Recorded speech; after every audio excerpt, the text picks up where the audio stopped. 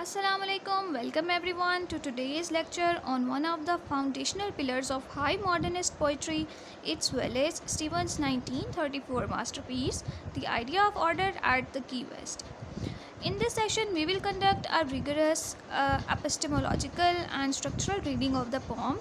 We will examine how Stevens navigates the complex boundaries between human imagination and the terrifying, unmediated sublime of the natural world. This is not merely a poem but about a woman singing by the sea. It is a profound philosophical investigation into how human consciousness actively constructs the reality inhabits. Okay, so let's come to the next slide. To fully appreciate Stevens' genius, we must first ground ourselves in the philosophical framework that underpins his work. In this section, we will explore how Stevens synthesizes the aesthetics, transcendental modernism, and the literal raw geography of the Florida coastline to stage his poetic inquiry. And the next slide is the shoreline of the mind. Okay. Let us begin with the physical and historical setting of the poem. During the 1930s, Stevens made regular winter retreats to Key West, staying at the historical Casa Marina Hotel, this literal edge of the North American continent, where the structured railway of the place met the untamed oceanic void. It became the essential staging ground for his meditations on reality and artifice. Geographically, the shoreline acts as a liminal boundary separating human civilization from the vast, chaotic sea.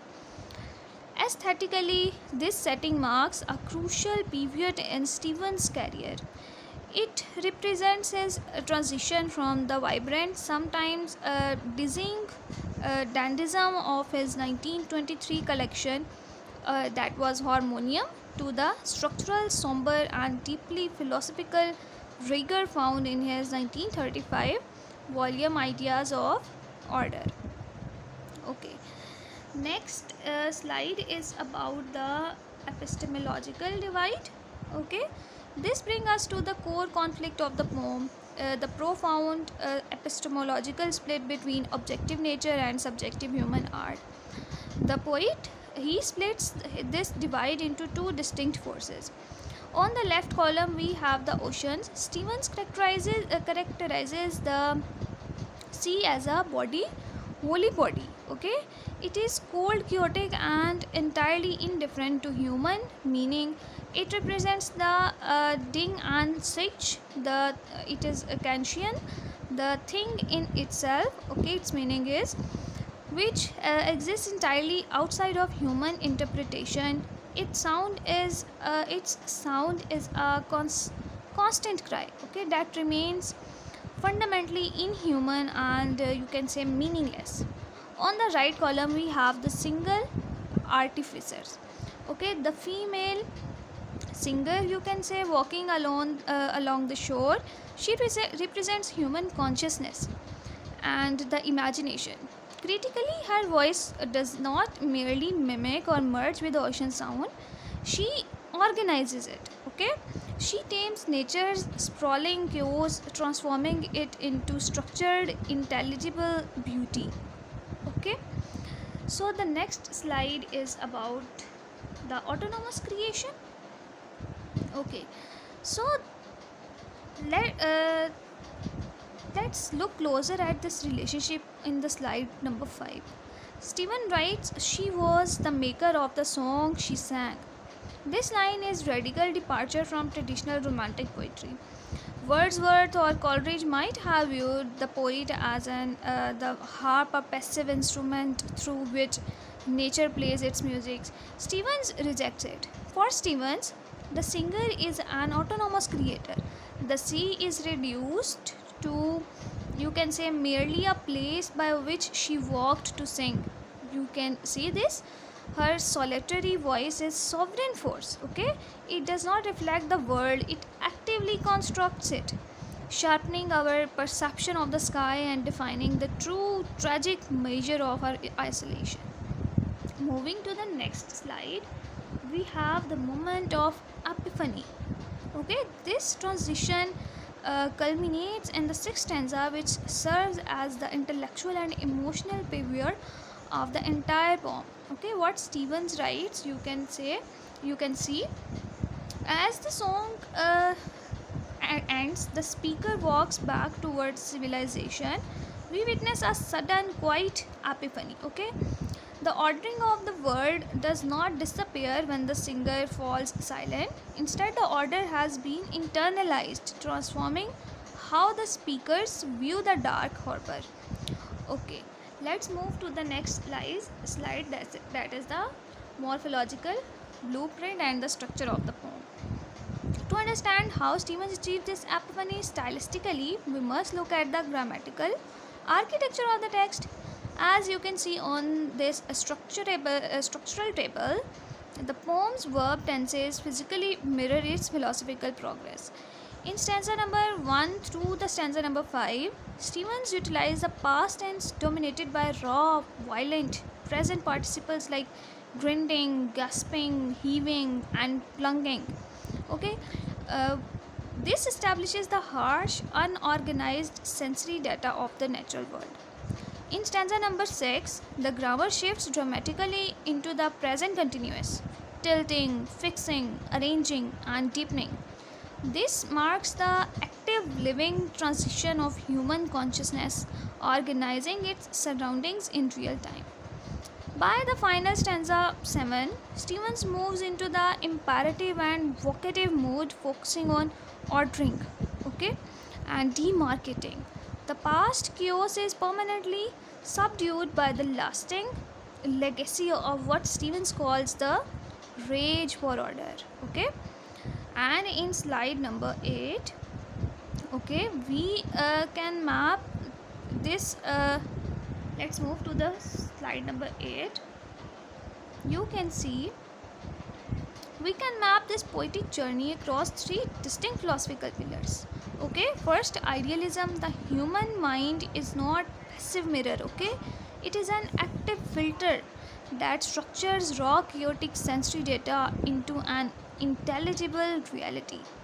Second is romantic imagination. Okay, Stevens channels Coleridge's concept of secondary imagination. Okay, the sovereign creative force that dissolves the diffuses reality in order to recreate it. And the third one is obviously the modernist crisis. Okay, writing in post-religious secular 20th century, Stevens suggests that when traditional religious structures crumble, it is art and poetry that must step in to give human existence genuine form, solace, and the order. Okay, and then we have quantitative motive distribution. Our theoretical reading is further supported by a quantitative lexical analysis of the poem's 56 lines. If we track the repetition of key motifs, we see a precise linguistic distribution: voice, song, and the artifice. It leads with 18 occurrences, visually and orally, dominating the sea and waves at 14 occurrences.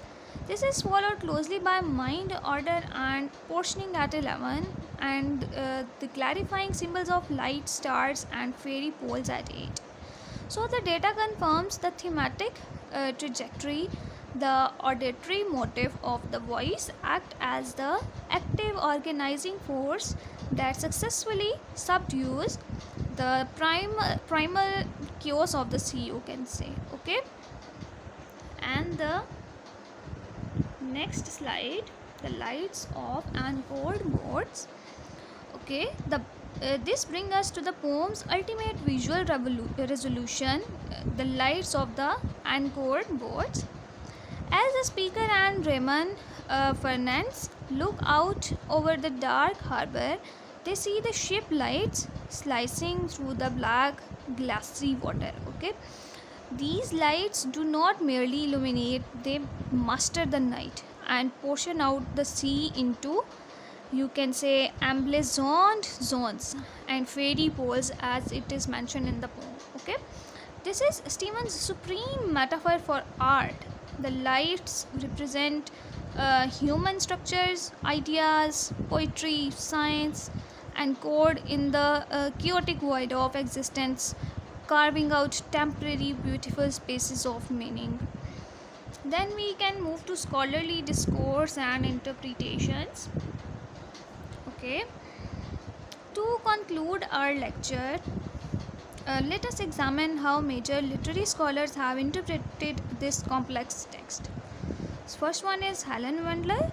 He offers an aesthetic reading, viewing the poem as a pure celebration of artistic expression, tracking the speaker's emotional cycle from ecstasy to reluctance. Then there is Bloom. He views it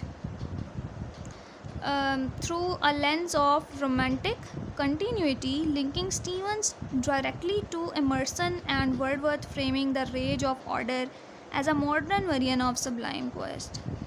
Then we have some new historicist critics. Okay, they look closely at the figure of Raymond Fernandez, potentially referencing a prominent 1930s French critic, interpreting the poem's search for order against the backdrop of the political chaos of the Great Depression.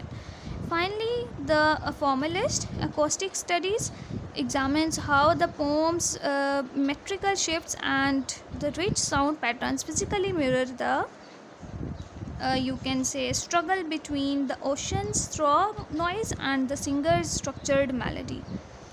And in the next slide, that is obviously at the last slide, questions and dialogues. Ultimately, Stevens leaves us with a haunting call to embrace our own rage for order, to seek out ghostlier, you can say demarcations, okay, and keener sounds in the chaotic world. Okay, so this was our final slide. I want to thank you all for your attention today. I will now open up the floor to your questions and academic dialogues. Thank you.